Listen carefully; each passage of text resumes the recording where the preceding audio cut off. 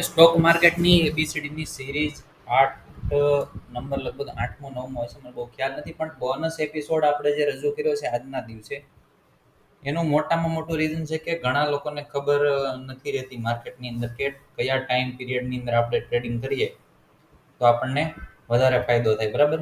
હવે ટ્રેડિંગ કરવાનો સિમ્પલ એક રૂલ્સ છે માર્કેટની અંદર. જો તમે ઓપ્શન ટ્રેડિંગ ખાસ કરીને કરતા હોય તો તમારે એક વસ્તુ અહીંયા ખાસ કરીને નોટિસ કરવાની છે કે માર્કેટની અંદર સ્કેલ પર જે વ્યક્તિ છે એ વ્યક્તિ પૈસા બનાવે છે,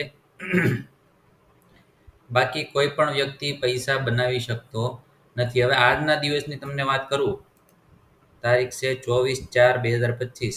આજની મારી પોઝિશન જોઈજો. મોર્નિંગમાં મેં જે ટ્રેડ કર્યા એની અંદર મને 18,000 આજુબાજુનું નુકસાન હતું. કેટલું? 18,000નું. પછી લાસ્ટમાં મેં જ્યારે બેંક નિફ્ટીની અંદર પુટ સાઇડની મુવમેન્ટ આવી, એમાં તમે ત્રણ ટ્રેડ જોજો, એની અંદર 18,000માંથી માત્ર 6,000નું નુકસાન જોશે. આની અંદર મેં સ્કેલ્પિંગ કરીને બહાર નીકળી ગયો હતો. બાકી આ ટ્રેડ તમે જો તો 189ની એન્ટ્રી, આ ટ્રેડે લગભગ 370 સુધીનો હાઈ લગાવેલો છે. બરાબર. આમાં હું કેટલા પોઈન્ટમાં નીકળી ગયેલો છું? લગભગ 30-35 પોઈન્ટની અંદર હું નીકળી ગયો છું. અને આનું ક્લોઝિંગ જો 298 રૂપિયા ક્લોઝિંગ થયેલું છે. એટલે આ ટ્રેડની અંદર હું જો એન્ટ્રી મારી રાખી 240 ક્વોન્ટિટી સાથે તો 40,000 આજુબાજુનું પ્રોફિટ આની અંદર દેખાત. પણ એ તો રહી વાત દૂરની. કહેવાનો મતલબ મારો એમ છે કે જો તમે સ્કેલ્પિંગ કરો ને તો જ માર્કેટની અંદર તમારા હાથમાં પૈસા આવશે, બાકી તમારા હાથમાં પૈસા આવવાના નથી. હવે અહીંયા આપણે મેન ટોપિક આપણો એ છે કે કયા ટાઈમ પીરિયડની અંદર આપણે ટ્રેડિંગ કરીએ તો આપણને સૌથી વધારે ફાયદો થાય. બરાબર. મોર્નિંગની અંદર જ્યારે માર્કેટ ખુલે એટલે સૌથી પહેલાં તમે જ્યારે નિફ્ટીનો ચાર્ટ ખોલો એટલે તમારે સૌથી પહેલાં એ કરવાનું છે 9 વાગ્યા આસપાસ કે ગઈકાલનું ઓપનિંગ અને ક્લોઝિંગ ક્યાં હતું. હવે આજે હતી તારીખ 24. બરાબર. હવે આપણે એ માર્ક કરવાનું છે કે ગઈકાલનું ક્લોઝિંગ અને ઓપનિંગ ક્યાં છે. જો આ જગ્યા ઉપર આપણને ગઈકાલનું ઓપનિંગ જોવા મળેલું. બરાબર. ગઈકાલનો હાઈ ક્યાં છે? અહીંયા સુધીનો છે અને ગઈકાલનો લો અહીંયા છે. બરાબર. હવે માર્કેટની અંદર સિમ્પલ એક રૂલ છે કે આ બેમાંથી એક સાઈડ જો માર્કેટ બ્રેકઆઉટ અથવા તો બ્રેકડાઉન કરત ને તો આ તમને ખાસી એવી મુવમેન્ટ અપસાઇડની અથવા તો ડાઉન સાઈડની જોવા મળે. બરાબર. હવે એ આગલા દિવસની વાત થઈ. અને હવે પછી તમારે શું કરવાનું છે કે માર્કેટ આજે જે ઓપનિંગ થાય છે, ઓપનિંગ થયા પછી જે ફર્સ્ટ 5 મિનિટની કેન્ડલનો હાઈ અને લો એની તમારે માર્ક કરવાનો. બરાબર. હવે આ ફર્સ્ટ 5 મિનિટની કેન્ડલ છે, એનો હાઈ આ છે અને એનો લો આ છે. બરાબર.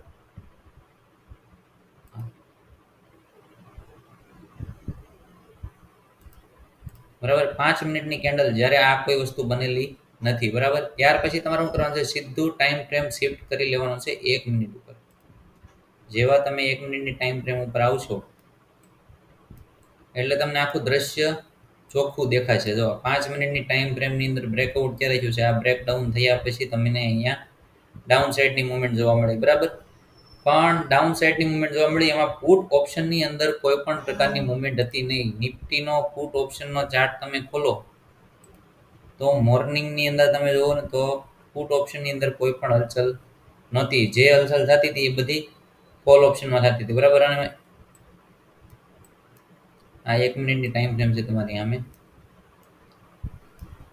હવે અહીંયા જુઓ, અહીંયા કોઈ ખાસી એવી મુવમેન્ટ તમને જોવા નથી મળી. હવે અહીંયા 5 મિનિટની ટાઈમ ફ્રેમ કરીને તમે હાઈ અને લો માર્ક કરશો ને 24 તારીખનો, તો એમાં અપસાઇડની કોઈ મુવમેન્ટ તમને પોસિબિલિટી જોવા નથી મળી. કેમ કે આપણા નિયમ પ્રમાણે આપણે 5 પોઈન્ટ ઉપરથી એન્ટ્રી લઈએ છીએ. હવે આ તમે જો 5 મિનિટની ટાઈમ ફ્રેમમાં મેં માર્ક કર્યું, પછી હું 1 મિનિટની ટાઈમ ફ્રેમમાં આજના દિવસમાં શિફ્ટ થાવ ને તો અહીંયા કોઈ એવી સ્વિંગ તમને જોવા જ નથી મળ્યો જેની ઉપર તમે એન્ટ્રી લઈ શકો. બરાબર. 162થી તમે એન્ટ્રી લેવા જતા હોય તો નજીકનું સ્વિંગ આ છે. બરાબર. એટલે તમારી એન્ટ્રી 175 આજુબાજુથી એન્ટ્રી બને, જે એન્ટ્રી અહીંયા આજના દિવસમાં પુટ સાઈડમાં પોસિબલ થઈ નથી. બરાબર. ત્યાર પછી શું થયું છે? કોલ સાઈડનો ચાર્ટ તમે જુઓ. આ જે 5 મિનિટની ટાઈમ ફ્રેમ આપણે જે આજનો હાઈ માર્ક કર્યો હતો એને બ્રેકઆઉટ કર્યા પછી માર્કેટની અંદર અપસાઇડની મુવમેન્ટ જોવા મળી. બરાબર. નિફ્ટીની અંદર હવે નિફ્ટીનો કોલ ઓપ્શન તમે ખોલશો ને કે 24,200 ક્લોઝિંગ ક્યાં થયું છે આજનું? ઓકે, 24,300-400 નો આપણે કોલ ઓપ્શન ખોલીએ.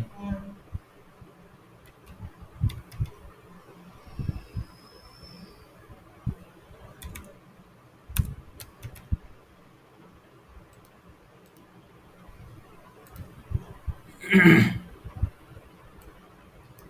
આની અંદર 24 તારીખ તમે 1 મિનિટની ટાઈમ ફ્રેમની અંદર જોશો ને તો સારું એવું અપસાઇડનું મોમેન્ટમ આની અંદર જોવા મળ્યું, બરાબર. જેવું આ તમે પહેલી 1, 2, 3, 4 ને 5, બરાબર, 5 કેન્ડલ તમે અગર માર્ક કરો તો 5 મિનિટની ફર્સ્ટ જે કેન્ડલ બની હોય એને માર્ક કરો તો અહીંયા તમારી એન્ટ્રી 124-25 આજુબાજુથી એન્ટ્રી બને અને આ ટ્રેડનો હાઈ છે 170 આજુબાજુનો, બરાબર.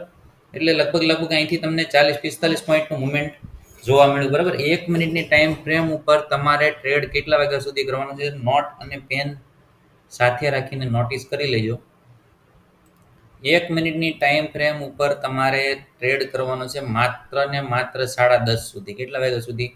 10:30 વાગ્યા સુધી તમારે 1 મિનિટની ટાઈમ ફ્રેમની અંદર રહેવાનું છે. અને એમાંય તમારે એક વસ્તુનું ખાસ ધ્યાન રાખવાનું છે કે ઝડપથી પ્રોફિટ બુકિંગ કરવાનું છે. એનું રીઝન છે ટાઈમ પીરિયડ તમારે નોટિસ કરવાનો છે 9:15 થી 10 વાગ્યા સુધી અથવા તો 10:15 સુધી તમને નોન ડાયરેક્શનલ અને વોલેટાઇલ માર્કેટ જોવા મળશે. નોન ડાયરેક્શનલનો મતલબ એવો થાય છે કે દિશાહીન માર્કેટ, મતલબમાં કે ફૂલ વોલેટિલિટીની અંદર તમને ક્યારે કઈ બાજુ કઈ કેન્ડલ બનવા મળે એની તમને ખબર ના રહે, બરાબર. એટલે એના કારણે તમારે 10:15 10:30 સુધી તમને જે પણ ટ્રેડ મળે એની અંદર ફટાફટ પ્રોફિટ બુકિંગ કરવાનો ટ્રાય કરવાનો છે, બરાબર. અને 10 વાગ્યાથી 11:30 વાગ્યા સુધી તમને ડાયરેક્શનલ માર્કેટ જોવા મળશે. હવે આપણે અત્યારે માર્ક કરી લઈએ સૌથી પહેલા 10:30 વાગ્યા સુધીનો જે ટાઈમ ફ્રેમ હોય, માર્કેટ સવારે ખુલે એટલે આ ટાઈપના પટ્ટા તો તમને દેખાતા જ છે, બરાબર. તમારે એક જ વસ્તુ કરવાની છે, આ જગ્યા ઉપરથી જે હોરિઝોન્ટલ લાઈન આવે છે,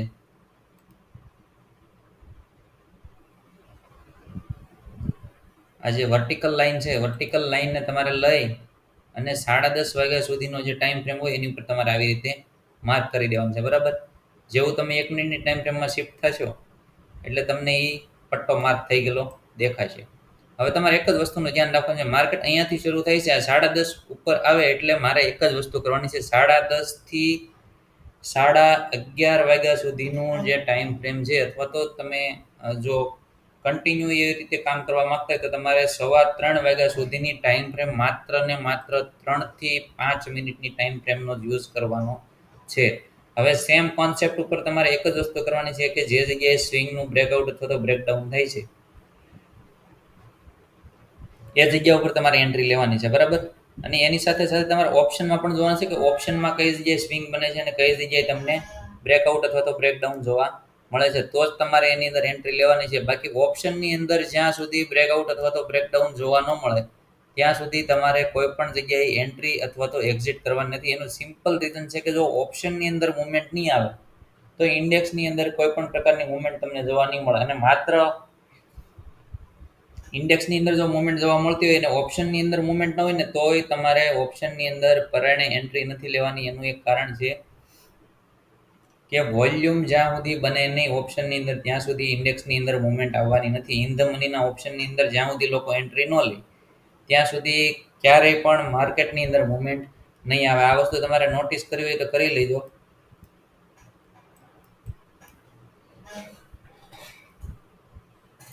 ત્રીજી એક વસ્તુ છે કે 11:30 વાગ્યાથી 1:30 વાગ્યા સુધી માર્કેટ તમને સાઇડવે જોવા મળી શકે. હવે આને આપણે ફાઇન કરીને આ બાજુ લઈ લઈએ. 11:30 થી 1:30 વાગ્યા સુધીનું માર્કેટ તમે જોજો 13:30, બરાબર.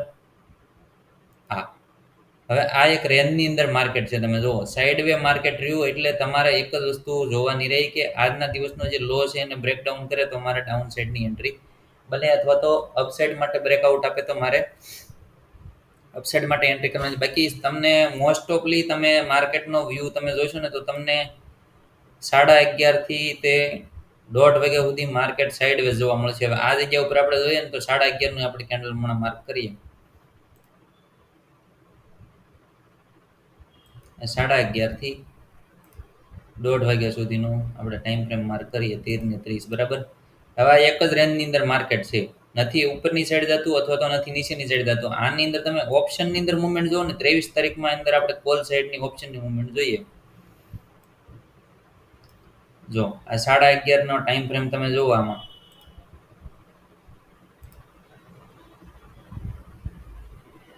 11:30 થી માંડીને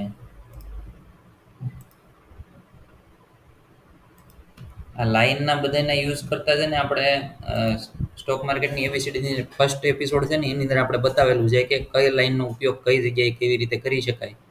તો આ ટૂલ બારનો ઉપયોગ કઈ રીતે કરવો ને એ જેને ન આવડતું હોય એ ખાસ કરીને શીખી લે કે કઈ રીતે આપણે એનો ઉપયોગ કરવાનો છે. બરાબર. હવે 13 ને 30. હવે આ જગ્યાએ તમે જુઓ માર્કેટની અંદર આ સ્વિંગનું બ્રેકઆઉટ થાય છે. બરાબર. 108 એટલે કદાચ તમારી એન્ટ્રી થાય 113 14 આજુબાજુથી. બરાબર. તો આ જગ્યા ઉપર એન્ટ્રી આપણી બનતી નથી. એનું કારણ છે કે આપણે 5 પોઈન્ટ ઉપરથી એન્ટ્રી કરીએ છીએ.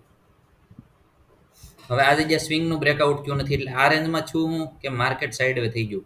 આજના દિવસે તમે જુઓ તો આજના દિવસે સેમ તમને એક સીન જોવા મળ્યો કે 11:30 થી 1:30 વાગ્યા સુધી માર્કેટ સાઇડવે જોવા મળે. એટલે આ ટાઈમ ફ્રેમની અંદર ક્યારેય પણ ટ્રેડિંગ કરવાનું નહીં. આ બની શકે ક્યારેક કોઈ દિવસે એવું બને કે સવારમાં મુવમેન્ટ ન હોય ને 11:30 પછી મુવમેન્ટ શરૂ થાય, તો એ ત્યારની વાત છે કે ત્યારે આપણને કઈ ટાઈપના સ્વિંગ જોવા મળે છે. સ્વિંગનું બ્રેકઆઉટ આવે છે તો આપણને ઓપ્શનની અંદર એન્ટ્રી મળે છે કે નથી મળતી, એ વસ્તુ જોઈ વિચારીને આપણે એન્ટ્રી લેવાની થાય. એના પહેલા જો તમે એન્ટ્રીને એક્ઝિટ કરવા વિચારતા હોય તો એ વસ્તુ પોસિબલ નથી. આ એક બહુ જૂનું ટાઈમ ફ્રેમ ઉપર એનાલિસિસ કરેલી વસ્તુ છે. એટલે ડાયરેક્શનલ ટ્રેડ, સાઇડવે ટ્રેડ, એ વસ્તુ તમારે નોટિસ કરી લેવાની થાય. 9:15 થી 10:15 સુધી 10:30 સુધી તમને નોન ડાયરેક્શનલ અને વોલેટાઇલ માર્કેટ જોવા મળે. 10:15 10:30 થી માંડીને 11:30 સુધી ડાયરેક્શનલ માર્કેટ જોવા મળે. મતલબમાં કે તમને એક મુવમેન્ટ ક્રિએટ થતું જોવા મળે. હવે 10:30 થી તમે જુઓ ને 10:30 પછી જેવું આ લેવલનું બ્રેકડાઉન થાય છે એટલે માર્કેટની અંદર એક ડાયરેક્શનલ મુવમેન્ટ તમને જોવા મળ્યું અને આ જગ્યાએથી પાછું માર્કેટની અંદર બાઇંગ જોવા મળ્યું. એટલે 11:30 વાગ્યા સુધી 10:30 થી 11:30 સુધી તમને ડાયરેક્શનલ માર્કેટ જોવા મળે. 11:30 થી 1:30 વાગ્યા સુધી સાઇડવે માર્કેટ જોવા મળે અને 1:30 થી માંડીને 3:15 સુધી સ્લો પણ ડાયરેક્શનલ માર્કેટ તમને જોવા મળે. હવે આ 2 દિવસ તો તમે જોયું છે કે આ 1:30 વાગ્યા પછી માર્કેટ જે સ્લો પણ ડાયરેક્શનલ માર્કેટ છે. મતલબમાં કે માર્કેટ ધીમે ધીમે ઉપર જાય છે. બરાબર. ઓપ્શનની અંદર ખાસ તમારે જોવાનું રહે કે ભલે ધીમે ધીમે ઉપર જતું પણ ઓપ્શનની અંદર મુવમેન્ટ છે કે નથી એ એક વસ્તુ ખાસ જોવી પડે.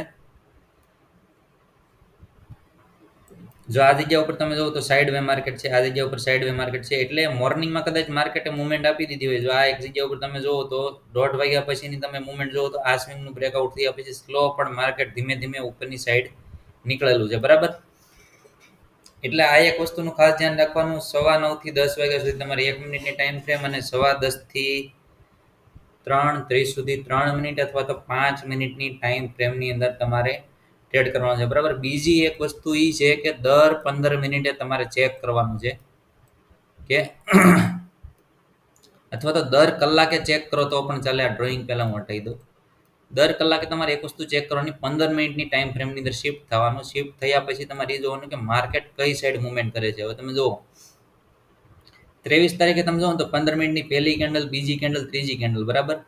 આપણને એક સ્વિંગ મળી ગયો આ જગ્યા ઉપર કે આ સ્વિંગનું જો બ્રેકડાઉન થાય છે તો હું આની અંદર ડાઉન સાઈડની એન્ટ્રી લઈશ. બરાબર. અને આપણને અપસાઇડનો સ્વિંગ મળ્યો છે અહીંયા કે આની ઉપર નીકળશે તો હું અપસાઇડ માટે એન્ટ્રી લઈશ. હવે જેવું આ સ્વિંગનું બ્રેકડાઉન થયું એટલે લગભગ તમને 10 થી 15 મિનિટ સુધી માર્કેટની અંદર ડાઉન સાઈડની મુવમેન્ટ જોવા મળી. બેંક નિફ્ટીની અંદર તમે વાત કરો ને, ગઈકાલે તો બેંક નિફ્ટીની અંદર ખાસું એવું મુવમેન્ટ જોવા મળ્યું હતું. બેંક નિફ્ટીની અંદર ખાસ કરીને જ્યારે લાસ્ટ આપણો વીક આવી જાય, જ્યારે મંથલી એક્સપાયરીની નજીક પગે એટલે બેંક નિફ્ટીની અંદર ખાસું એવું તમને મુવમેન્ટ જોવા મળે છે. ડેઇલીને માટેની વાત કરું છું. આપણે જે લાસ્ટ વીક આવે ત્યારે ખાસ કરીને બેંક નિફ્ટીની અંદર શિફ્ટ થવું તમને વધારે સારું દેખાય. બરાબર. આજની તમે આ કેન્ડલ જુઓ કેટલી વોલેટાઇલ કેન્ડલ છે.